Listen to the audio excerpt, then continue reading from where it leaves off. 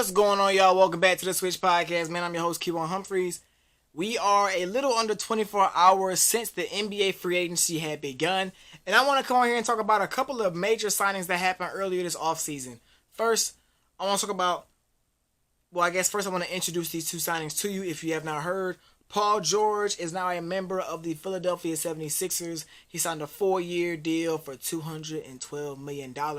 And the second deal I want to talk about is Klay Thompson, who signed a 3-year deal for $50 million with the Dallas Mavericks. Now, before I go even deeper as to these two players and how they fit with their new teams, I want to talk about one team that didn't get neither one of these players but played a major part in these two teams going where they ended up going. First, I'm going to talk about the Golden State Warriors.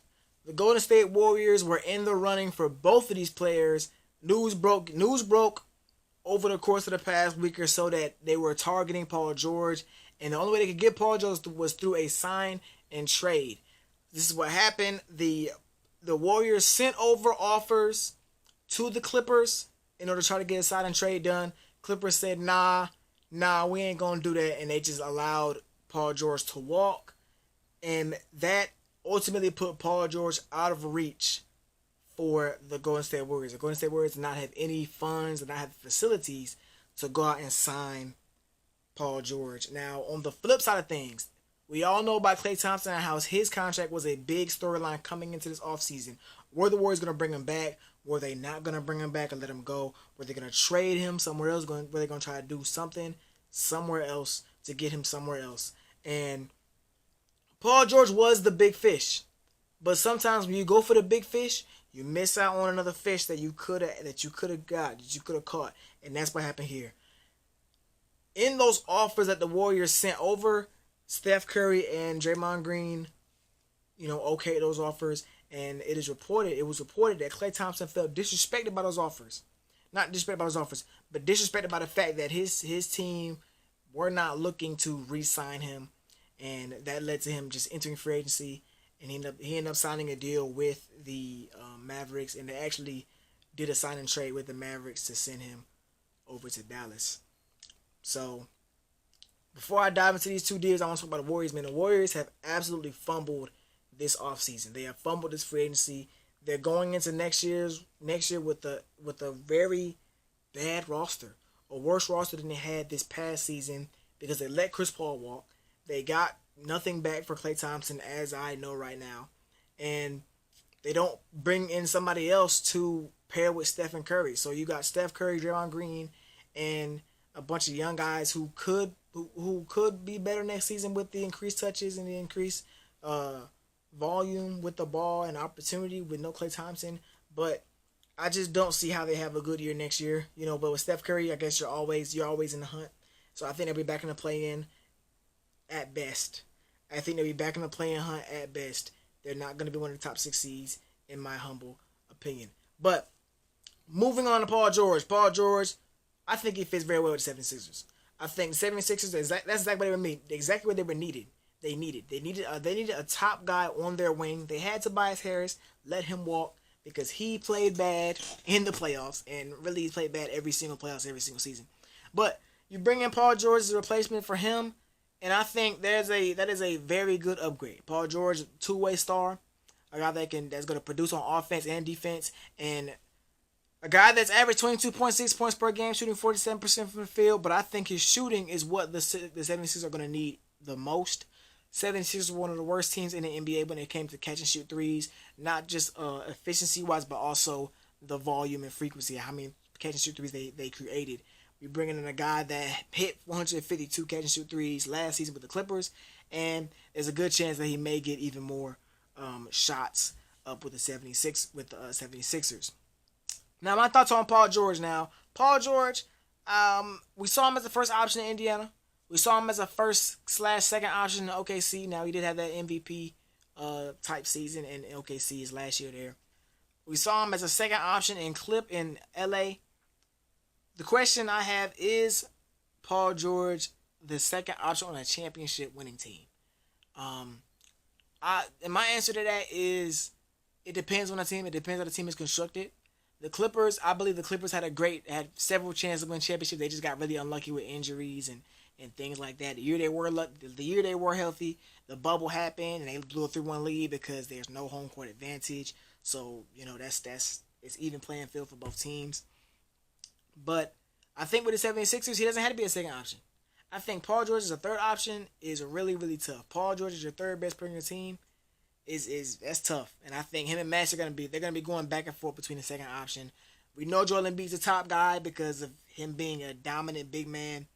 But Paul George and Tyrese Maxey to kind of back him up are going to be very good. And I really think that they can really contend with the Boston Celtics next year if they stay healthy, because that's a big thing with Joel Embiid. Can he be healthy when you need him the most? Paul George as well. That's another injury prone guy. Paul George, can he be healthy when you need him the most? We just gotta see. I love Paul George with the 76ers. It's the first time Paul George is gonna play with a dominant big, and Paul George doesn't have to dance out on the perimeter. He doesn't have to be strictly catch and shoot. He's kind of a guy. Okay, is it my time? All right, bet. Let me cook, because Tyrese Maxey, as we seen last year, him in that 1-5 pick and roll with Embiid is deadly. And you add Paul George, another guy that you can run the pick and roll with Joel Embiid, or a guy that you can have spot up at times, a guy that you can have isolate at times. I love it for them. Not to mention his defense. I would say he's one of the best perimeter defenders in the game. He's going to add even more to that, and I am excited to see how it looks. They also made more moves. They signed Eric Gordon. They re-signed Kelly Oubre Jr. So they have a couple pieces. They still got a couple more roster spots to fill out, but what they have right now, I'm loving it. I'm loving it for the Philadelphia 76ers, but they have to stay healthy. Moving on to Klay Thompson and the Golden State Warriors. And the Dallas Mavericks. Now, Klay Thompson, this is a guy that averaged 17.9 points per game, shooting 38% from three, which is a career low for him. I'm going to say it again. 38% from three is a career low for Klay Thompson. That is a testament to how great of a shooter he is. Because I just think, like, man, there are teams that would line up for a guy that shoot 38%. But 38% for this guy is a down year. And I look at him with the Dallas Mavericks, with the Luka Doncic and the Kyrie Irving, guys that attract a lot of attention from opposing defenses. Klay Thompson's going to have a lot of open shots. He's either going to have a lot of open shots, or Luka and Kyrie going to be able to go one-on-one. Or Luka Kyrie with a Gafford and a Lively going to be able to go 2-on-2 in the pick and roll, because they can't leave that corner, because that dude that shoots 38% from threes over there. You know what I'm saying? I love the fit with the Mavericks. News came out that Klay Thompson actually took less money, a lot less money than he would have with the Warriors. And I think it was a thing of he felt so disrespected. He said, "Fine, I'm gonna give my next team a discount," because the market for Klay Thompson was 4 years, 4-year contract, making around close to $20 million a year, 4 years, maybe $15 million a year, 4 years. He said, "Nah, y'all can keep that last year. Give me 3 years, and let's see if we can go get somebody else to add to this team, the team that just made the finals last year." But I love it. And I think Klay Thompson, man, he's definitely one of the best shooters of all time. Last year does not change that, in my opinion. I don't think Klay's washed. I just think he had a rough year last season, and even his rough year is shooting better than a lot of the good shooters in the NBA.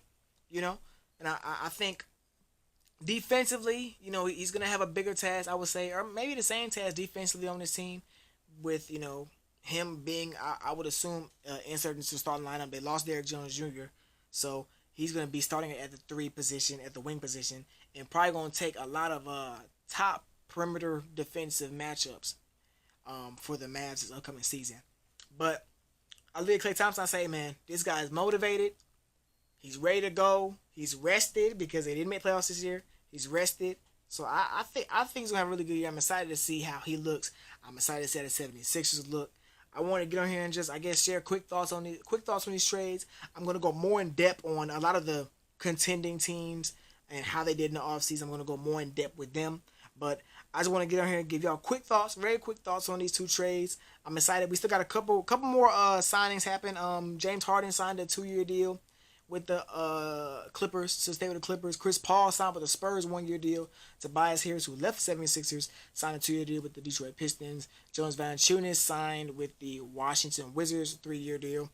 But there are a couple names still out there. LeBron James, of course, he's going to resign with Lakers. But the thing with that is they're trying to see who else they can bring in because LeBron said he will take a pay cut. So they're trying to see who else they will bring in and how much money he's taking off his check. DeMar DeRozan, that may be the biggest name in the market right now. DeMar DeRozan, where is he gonna go? He said he does not want to go back to the Bulls. His name has been revolving around the Lakers. You know, I think he wants to go back. He's from LA, so of course he wants to go back to LA, whether it's the Lakers. Or I wouldn't mind seeing him in a Clippers jersey. You know, but we're waiting to see. Yeah, man. That's all I got for y'all today, man. Make sure y'all like, comment, subscribe, share with y'all folks, man. If something else pops off, y'all gonna see my face again. You know what I'm saying? Share with y'all folks. We out of here. Until next time. Yeah!